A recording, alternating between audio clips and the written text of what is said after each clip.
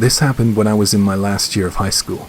It was a dark night, and I was up in my bed sleeping, with my back facing the wall on my right side. I was sleeping soundly, to the best of my recollection, until I was suddenly woken up by something. It was a very strange situation for me because my eyes didn't open slowly like they do in the morning. You know, you take a moment sometimes to wake up in the mornings, right? You rub the sleep out of your eye, maybe have a little stretch. Well, none of that happened. I opened my eyes and I was fully awake. As soon as I opened my eyes, I saw a face staring back at me. It was like there was someone with me in the bed, sleeping side by side, like we were sleeping in the bed together. Although the face had some distinct features, I was unable to make out the gender. The only thing that came through was the emotion on that face. It looked angry and desperate, like it was pleading for something. It was horrifying. I mean, this is all what I ascertained in a matter of seconds. I couldn't bring myself to look for long. I didn't even look below the face at the body. But even though I saw it, very, very briefly, it's burned into my memories forever. I don't know why I didn't freak out more than I did. I guess because it was so sudden. On one level, I might have thought of it as a nightmare or something. I was scared, so I reacted by muscle memory. I naturally turned away from it, and onto my other side. I noticed my alarm clock as I turned. It was just after 1 a.m. As soon as I turned on my side, it was like a lock was set. I was stuck. I couldn't move a muscle. It was the first time in my life that something like that happened. I guessed that it was sleep paralysis. I couldn't even make a sound. Moreover, from the moment that I rolled over on my other side, it was like my eyelids went down and closed permanently. I tried my best to open them, but I just couldn't. I was wide awake, but without the use of my eyes, and all I could think of was the fact that there was someone sleeping in the bed, right behind me. In my mind, it was very clear that I wasn't alone, and it was really frightening. My body was rigid, like a dead weight. Then I suddenly felt a cold chill at the nape of my neck. It was a rhythmic blow, and then I realized that it resembled someone breathing in and breathing out. The air I felt on my neck was cold. It was horrifying. I also felt eyes boring into the back of my head, eyes that stared without blink or break, eyes that were solely focused on watching me. It was a disgusting feeling. Just picture falling asleep alone in bed and then seeing something, turning away from it, and then being physically locked in, unable to get away from it, and its breath that you feel on your neck. If you're freaked out by the thought of that, then you might understand why I felt like I was on the verge of panic. Just when I thought I couldn't be more terrified, I heard something that made me feel like my heart was being gripped by an ice-cold hand. I heard a voice mutter, "Mama, Mama, Mama." It was not a female voice nor a male's. I'm not even sure if I heard it out loud. The voice seemed to come from a place that I couldn't pinpoint. It's so hard to describe. It was almost as if it came from the ground or the walls. It was there, but not really there. Perhaps I heard it inside my mind. It seemed to reverberate directly inside my head. I was beyond scared. No adjectives could do justice to how I felt in those moments. The only thought, beside that voice that was the loudest in my mind, was the thought to run. I wanted to run away and never come back home. I couldn't help think of how my parents were sleeping soundly, only a few meters away, and I couldn't call out to them for help. This prompted an effort to try and move a part of my body. I wanted to make something happen. A twitch of a finger, a squeak from my throat, a shudder, an itch, anything. I wanted to feel something other than fear. I couldn't do anything though, no matter how hard I tried. I just focused on using all the strength I had in my body, but nothing happened. For reference, if you want to imagine what I did, try tensing every muscle in your body and screwing your hands and feet as best you can into balls. That's what I did. I couldn't bear that cold breath on my neck, so I kept trying to tense up.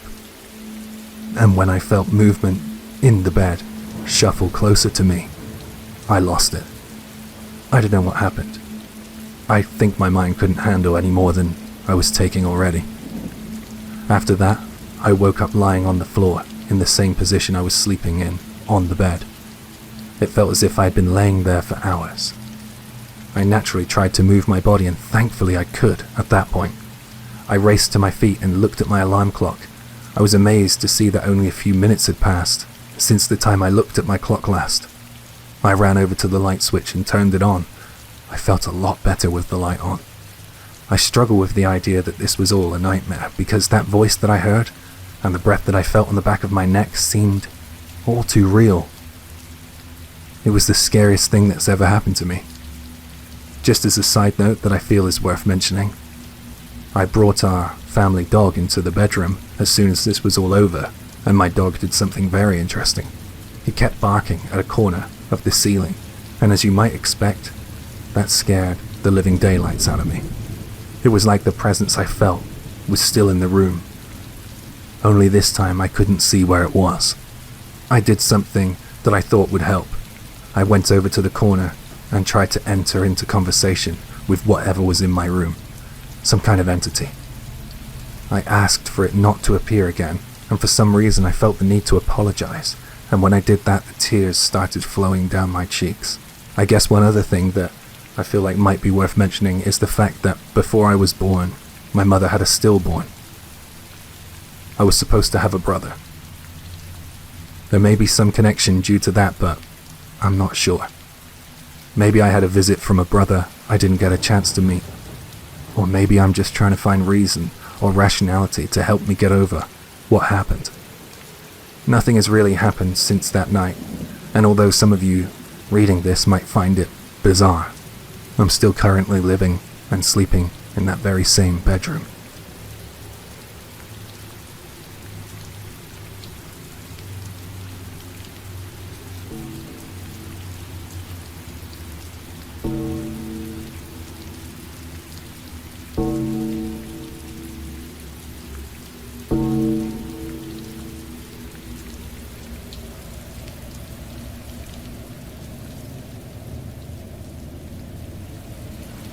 Not too long ago, I was driving back home late one night. I had visited a friend of mine who moved out to the sticks. It was always a long drive, and I was feeling more tired than usual that night, so I decided to try out a shortcut she recommended. It was really dark out. The stars and the moon were hidden behind thick clouds. I took the shortcut that my friend suggested and headed down a narrow country road. There were no streetlights, so it was hard to see my way. I always avoided this shortcut because I hate driving down dark country roads, but I wanted to get home quicker. It was late, and I had work in the morning. I thought of what might happen if a car was coming in the opposite direction. We would be stuck. The road was only wide enough for one car. Just as I was mentally taking note to call out my friend for her terrible shortcut suggestion, I noticed something up ahead. It was faint to begin with. It looked like a stick was glowing. It swayed from the left to the right. I wondered what it was, and I strained my eyes to get a better look at it. I couldn't make out what it was, so I decided to turn up my lights to their max. Doing that revealed a man stood in the middle of the road, waving a lit-up traffic conducting stick thing. You know the ones, the little baton things that are intended to get the attention of road users. Also, he was wearing a high-vis coat. I wondered if there was some kind of construction going on up ahead. I thought about it for a second, and I realized that didn't make a lot of sense. It was a Sunday night, probably approaching 1 a.m., and there were no road signs or anything to indicate that there was supposed to be work ongoing on that road. As I drew closer to the traffic maintenance worker, that's what I presumed he was, he guided me with his lit-up baton to pull over. I looked behind him, and I saw nothing but an open, dark road. No barriers or temporary traffic lights, no workers, or any form of lights behind him. It didn't make any sense. That's the moment that I thought that there was definitely something fishy about the situation. Also, this guy had one of those clear ponchos on that people wear at theme parks. You know, a raincoat in a sense. It wasn't even raining that night. What the hell, I wondered. I had to pull my car to a stop or I was going to hit him. I was feeling really nervous. I watched as he stared at me through my windshield. Then, he walked to the side of the car and looked in my windows. Something is wrong here, my brain was screaming. He then finally stood a little off to the side and then indicated with his baton that I was clear to keep on going. I didn't like that. I didn't want to go any further. I was really nervous of where he was telling me to go. For the record, I'm a female in my late 20s, and I wasn't sure if I could trust this man. Even though I'm terrible at reversing, I decided to back up to the best of my ability. And then, when there was enough space in the road, I would be able to do a 26-point turn or something to get out of there. As soon as I started backing up, the maintenance worker's expression changed. He looked surprised, and then he looked angry and desperate, almost all at once. It was unbelievable. He started power walking towards my car. I let out a scream. He wasn't behaving like a maintenance guy, he was scaring me. I knew that I needed to get away from him, so I gunned it as hard as I could, in reverse, to try and get back. I had to be careless and not care about bumping some of the trees and rocks and bushes that lay at the sides of the narrow road. I also had to pray that a car wasn't coming up from behind me too. I watched in horror as he began to run. I had to keep checking behind me, as well as keeping an eye on him. It was incredibly stressful, but I managed to create enough distance between us to allow me to turn around the car. There was a wider portion of the road that I used to do this in. I managed to get away from that guy. I just keep thinking of how there wasn't any traffic lights or construction signs in the area. Just one lone maintenance worker stood on the road, alone in the dark. I don't think it was a ghost or anything paranormal. That was a very real person, and I think that that person had some bad intentions. I sometimes wonder what might have been waiting for me further down that road if I kept going. An ambush, tire spikes, something worse. I find it very creepy how he looked over the car, saw I was alone, and then waved me on. And when I didn't do what he wanted me to do, he gave chase. Needless to say, I never tried that shortcut again.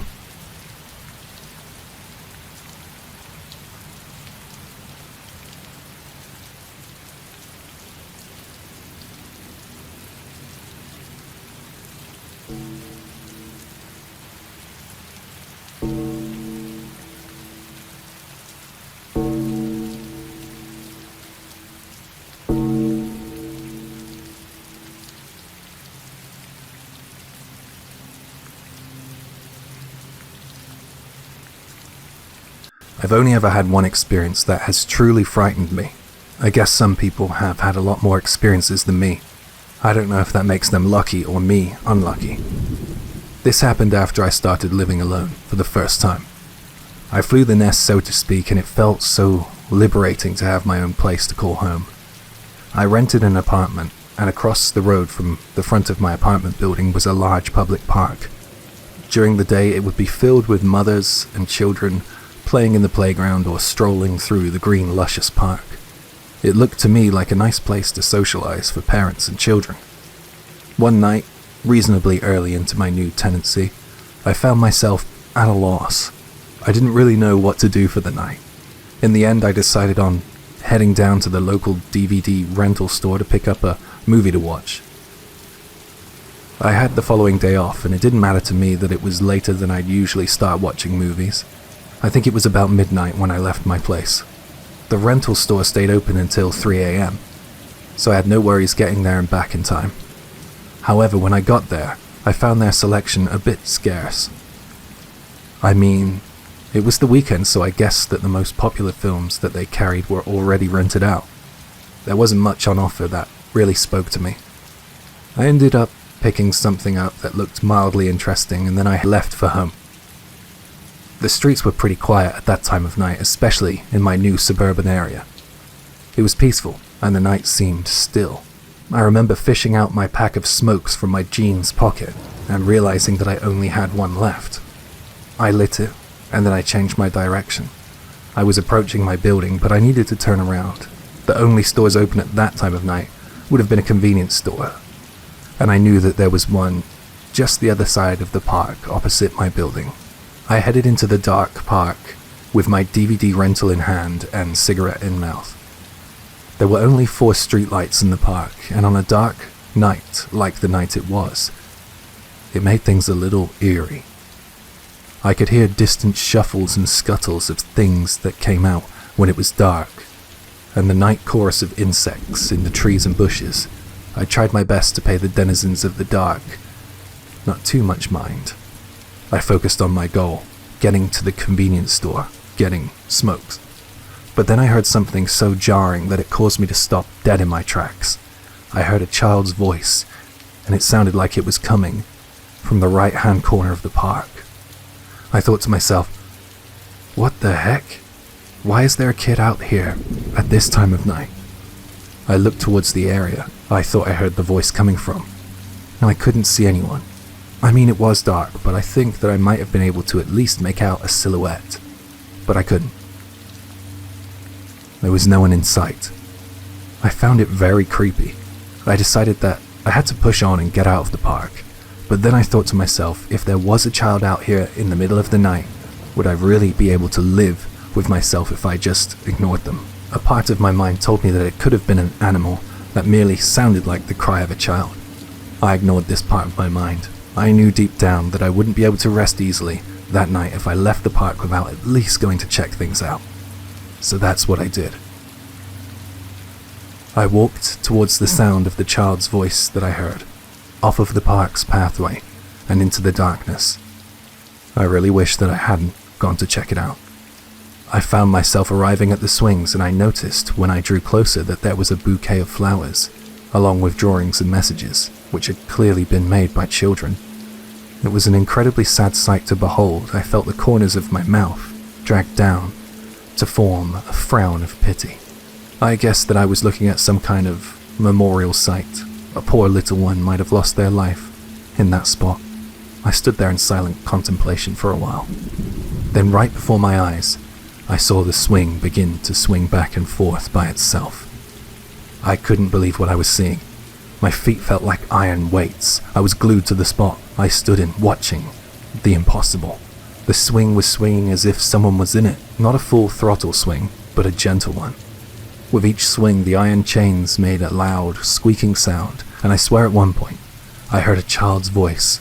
I couldn't really make out what the voice said due to the creaking and clunking of the swing though. It was absolutely bizarre, and definitely creepy. I managed to regain some control over my legs at that point, and before I knew it, I was slowly backing away from the swing, back towards the path I had wandered from. All the while, the swing was there, gently rocking back and forth, back and forth. I raced to the convenience store and got my incredibly necessary smokes, and then I took the long way home, bypassing the park completely. I was so freaked out that I remember my hands were trembling as I put my key in my lock. I don't know if the following is related, but when I woke up the next day, there were 2 little muddy handprints on my door, and a trail of tiny muddy footprints coming from the communal hall.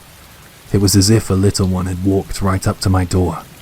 I got the shivers, because when I saw that, I couldn't help but think of the park. That was a little much for me. I went back to stay with my parents for a night or 2, and then I started searching for another apartment. I don't know if I was being a little rash there, but I honestly felt like something called out to me and tried to follow me home.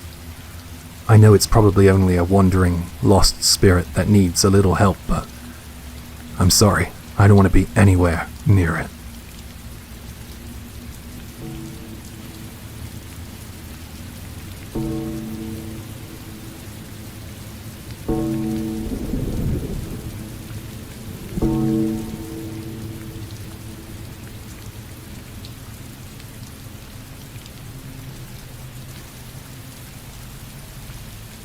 This happened when I was in kindergarten.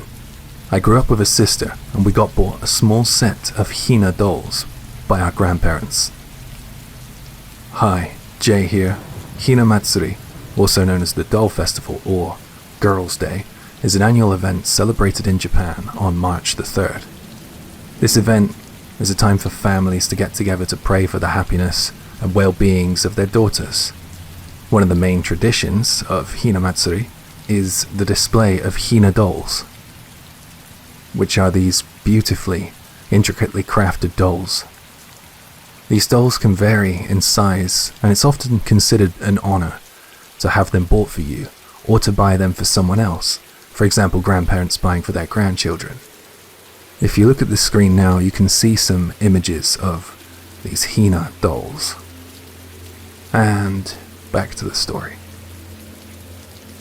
We didn't have a really big set of dolls, not like some of the grand ones you see. We had quite a small and compact set. There were 2 dolls that sat snugly in a case. When Hina Matsuri came along, my parents displayed the dolls in the living room, as is tradition.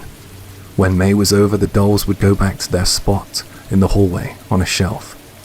They had thread-like eyes and small mouths.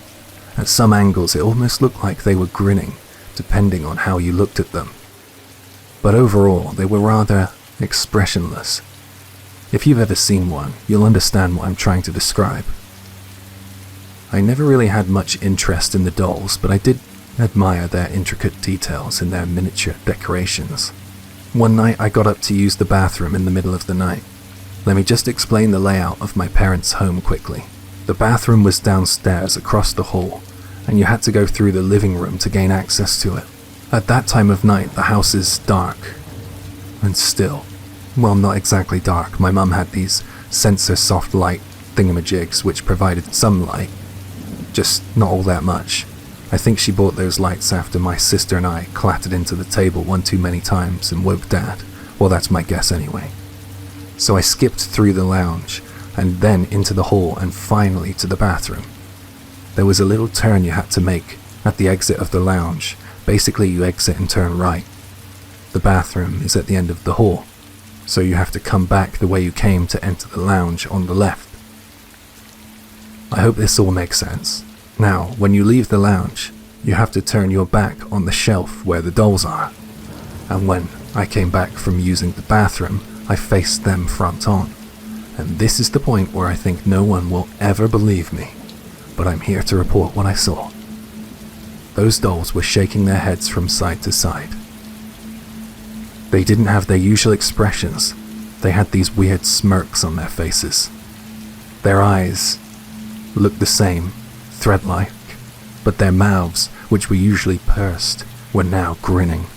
They were giving off an aura. It felt something like evil. I ran back to my bedroom. I dove under the covers and I spent the whole night shivering. Seeing those dolls act so unnaturally really shook me up. Honestly, I saw those dolls move their heads from side to side and I have no explanation for why or how that is even possible. Thankfully, nothing happened for the rest of the night apart from my lack of sleep. The only thing that I can possibly describe as aftermath is the fact that I have developed a strong dislike, maybe fear is a better word, for dolls. These dolls are still on display at my parents' house, and I'm much older than I was when I saw their heads move and their little faces smile. I shouldn't be afraid of them anymore, but I know deep down that I'll never touch those dolls. I know that they're made of a hard material that cannot move. Surely their heads can't move and their mouths can't grin, right? It's been 30 years since I saw what I saw that late night when I skipped across the hall to use the bathroom, and I don't think I'll ever forget it. When I have a daughter, I'm not buying her one of those dolls.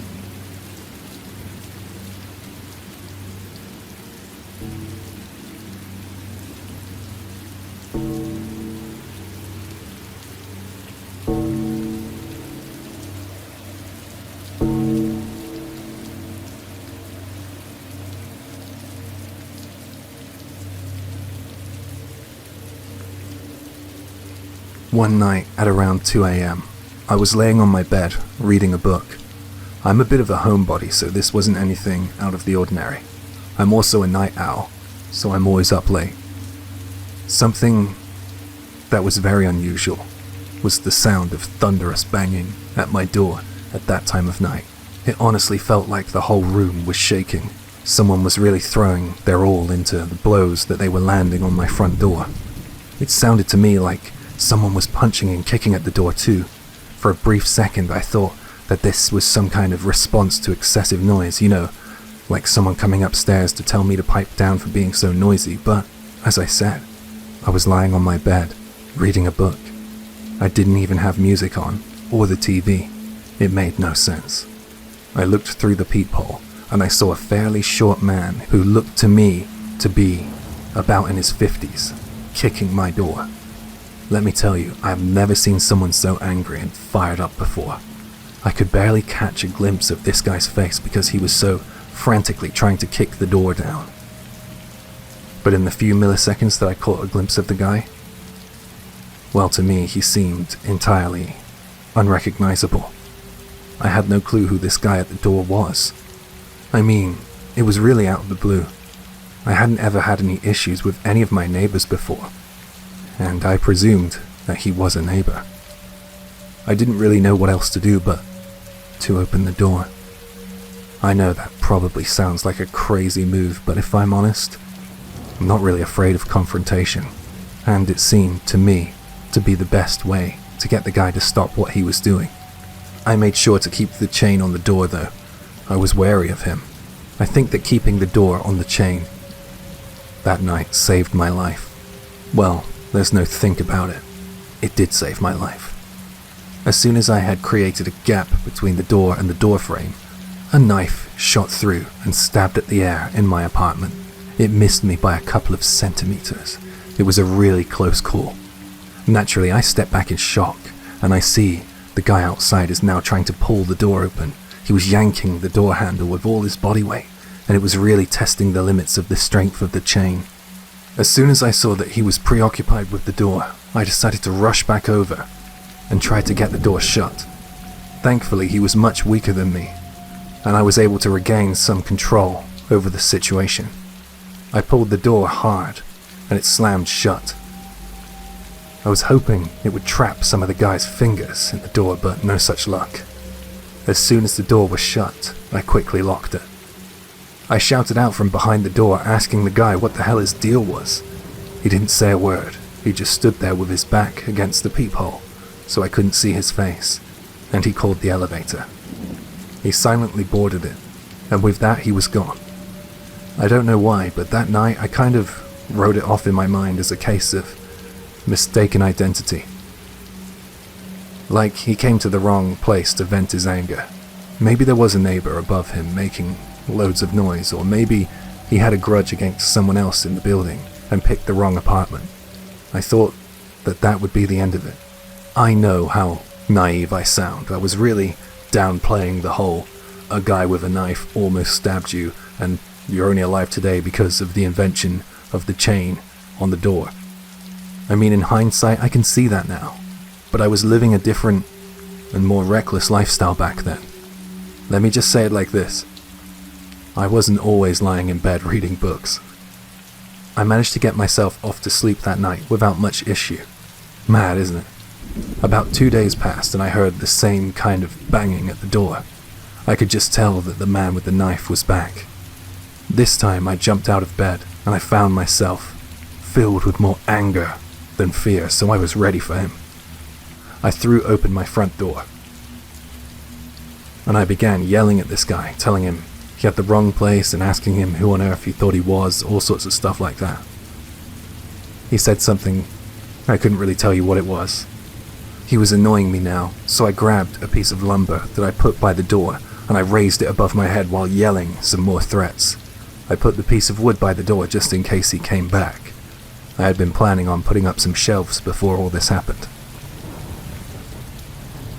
I was gonna let him have it, but then something inside me told me to just call the police and have them deal with it. I guessed that I could have gotten myself in more trouble if I took things into my own hands. I went back inside, and while I was on the phone to the police, I was asked for a description of his appearance. I went to take a look through the peephole again. By the way, as soon as I went back inside, he went straight back to banging, kicking at my door. Anyways, I went up to the peephole to take a look at him, and to my surprise, he had put his eye to the other side of the peephole. It was like he was trying to look in at me. It was pretty chilling, to be honest. I remember just thinking, this guy is crazy. I mean, I should have reached that conclusion a heck of a lot quicker, since he turned up in the middle of the night and started banging on my door while in possession of a knife. In the end, about 5 or 6 police officers arrived at my place, but by the time they got here, the weirdo at the door was gone. The odd thing about it all was the fact that this happened in one of the colder months, and this guy didn't have a jacket. He was just wearing a t-shirt. So to me, that says he's someone who lives in the building. It's an 8-story building, by the way. A lot of people pass through the halls each day. I don't think I could accurately identify the guy. One good thing, I guess, is that the guy seems to have been put off coming back. I think that's down to the large police presence that night. I think he won't be back. I have no idea what upset that guy so much.